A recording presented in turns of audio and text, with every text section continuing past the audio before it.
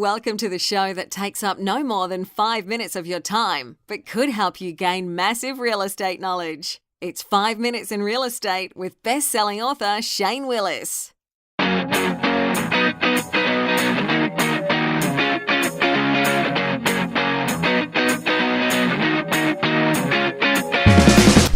Hello, it's Shane Willis, Pensacola real estate expert, bringing you today's episode.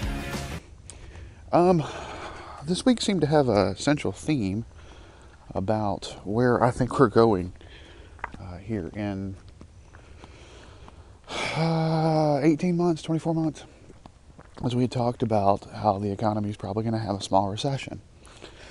But everybody's still triggered about what happened with the last one and thinks it's going to affect housing. I have gotten more comments and more requests in the last 96 hours or so, asking me questions about what I think housing is going to do with this. So the term that normally gets thrown around when these questions are asked is bubble. Shane, with everything you're saying, I'm thinking that we're in another housing bubble. Right? So both buyers and sellers, some have even been saying, should we wait? Mainly buyers saying this, should I wait 18 months? Because this bubble is going to actually cause things to come back down. And I've gotten that paraphrased request more times than I want to admit lately. And so today we're going to actually talk about 4 reasons why we're not in a bubble, because the economic data does not point to that at all. And I think waiting is actually a mistake. I thought I said that yesterday some, when I talked about as you wait to buy, interest rates are going to rise. Your DTI, if it's close, may go over, and you may have to get a raise before you can buy. Or buy down the rate. Now you're having to negotiate something else with a seller. But let me give you 4 reasons why we are not in a housing bubble right now. The first one is current home prices. There's no doubt that we're back to 2006 levels, which was that peak, right? We are back there to those 2006 levels. But if you take that depreciation away, we should be higher. We should be higher. CoreLogic reported, and I got this, I'm going to put a link to this so you guys can see where I'm getting my information. The inflation adjusted U.S. median sales price in June 2006 was $247,000. Or $199,899 in 2006 dollars. So basically when you drop that down for the inflation from when we were supposed to be in 2006, the house that you bought today was selling at $199,000 when in 2006 it was selling for $213,000. So hopefully that makes sense. Yeah. Some people listen to this in the morning and they go, man, you do a lot of math first thing in the morning. I do. Let me paraphrase that whole thing. In 2006, the house was $213,000. If you bought today's values, because you did the back to 2006, you would only pay $199,000 for it. That was the median. I know you paid $247,000 for it, but when you do the inflation math, we're not quite back to 2006 levels. So home prices is actually one reason we're not in a bubble. We are still building, but I don't see a bubble there. Number 2, mortgage standards. This is the big one. Everybody blamed the mortgage brokers for the crash. And there were some I've seen in the business that I'm sure contributed to it. They were putting people in loans that had no business being in those loans. Those old pick-a-pay loans, there's no reason why the teacher, the firefighter, the one person that got the same check every week was in a pick-a-pay loan. That's not why that loan was built. And it just set you up for failure. So mortgage standards is another reason we're not in a housing bubble. The Housing Finance Policy Center, the Urban Housing Institute, they do a monthly index of the likelihood of loans going into default. And the reason the measure they use for that is loans that are 90 days late. So they put a standard out there that says, hey, if you're 90 days late, you're more than likely to go into a default. They do this report every month, right? So significant space remains to safely expand the credit box. If the current default risk were to double across all channels, risk would still be below the pre-crisis standard of 12.5%. So pre-crisis, that's 2001 to 2003, pre-crisis, that number said 12.5% of loans are subject to or really look like they're going to default. 12.5. We're like in 4s right now. 4s and 5%. So you could double and it still be significantly lower than that. So mortgage standards have really, if you look at the pendulum swung way, I'm going to use our political terms, but it really went liberal. They were just everything, right? And after the crash, they got too conservative.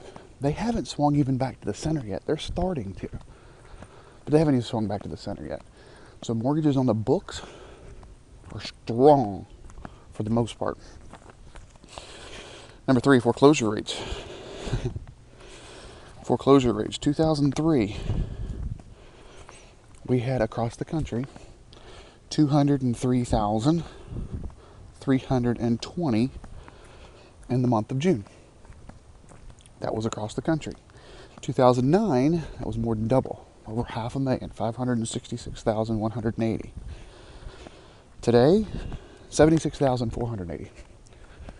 It's across the country. Are we going to have foreclosures? Yes. Do we still have foreclosures in 2006 when we were in the middle of the boom? Yeah. But are they a much lower? Yeah. If you look at it, 2003 was pre-boom, and there were over 200,000. Now we've got 75,000. So your foreclosure rates are really small. And finally, housing affordability. Affordability. That's still key when we come to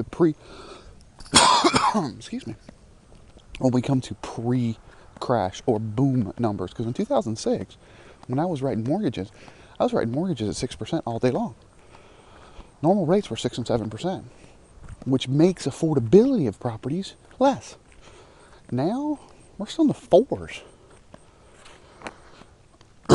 Will we be in the 4s 18 months from now? Remember I told you the buyers that are thinking about 18 months from now? Probably not. All indications are we're probably going to be close to 5 by the end of the year. So Merry Christmas. We're at 5%. And some are talking about 2020, we're back to 6%. That wouldn't surprise me any. But when I go back to CoreLogic, so forget my little shop, I only had 100 loan officers.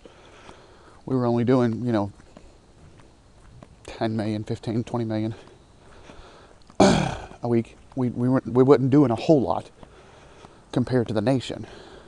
But I was thinking 6 and 7% were our averages. I went to CoreLogic and they said our average across the country was 6.7. So I guess I was right on the head there. That changes housing affordability. Look, guys, here's the bottom line. I just give you 4 reasons why we're not really heading to a boom. We're not heading into a bubble. Excuse me. Do I think that house prices are going to slow as interest rates are going to rise? I say house prices, I mean house appreciation. Do I think that house appreciation is going to slow as interest rates rise? Yeah, I do. I think if you're a seller and you're wanting to sell not only to capitalize on what we got now, but to buy the new thing, to make that next move, whatever that next move may be. Yesterday's blog, I wrote about retirement house. How, your retirement house, is the house you're living in right now going to match your retirement needs or wants? May not. So some people need to make that move to get into their retirement house now. Well, in order to do that, we need to sell your property, get into the new one, and still take advantage of these lower mortgage rates. I'm not that real estate agent that says it's always a good time to buy or sell.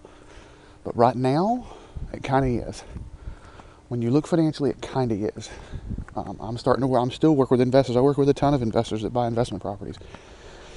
And some of my investor friends are like, man, these properties that I was paying 130, maybe 135 for 2 years ago, 3 years ago, they're selling 160, 170. Yeah, that's how that works. You have a portfolio that's grown too. But see, they wanted to continue to pick up cash flow at the 130 rate. And I told them to pick up some extra ones at the time. I know what I'm thinking about right off the top of my head. He's on a pretty good plan of buying one a year. That's, part of his retirement account is buy a rental property a year. His twins are 5, I believe. Maybe they're 5 or 6. And so he's got a couple of rental properties that plan on being their college too. Because he's got some of them on 15-year notes. But they're going to see appreciation. Are you going to continue to see appreciation? Probably. It's just going to be lower. So do I think that appreciation is going to slow? Probably. All the indications are there. Do I think we're in a housing bubble and we're going to start to see depreciation over the next 5 years? No. Not even close. Too many economic indicators point otherwise. I think we're just scared from what happened in the past. All right, that's all I got for you today. As always, if you have not subscribed to get the tips, tricks, graphs, infographics, get on the email list. Go visit 5minutesinrealestate.com. That's 5minutesinrealestate.com. Also, get to your player of choice and hit subscribe to the podcast. Google Play, iTunes, SoundCloud, Spotify, iHeartRadio. I forget all the others we're on. YouTube. Get over there, hit subscribe, give me a thumbs up, give me a heart. And finally, I never ask for any money for these podcasts, but I do say if I brought you any value in this or any other episode, I ask that you share it on social media. Have a great Thursday.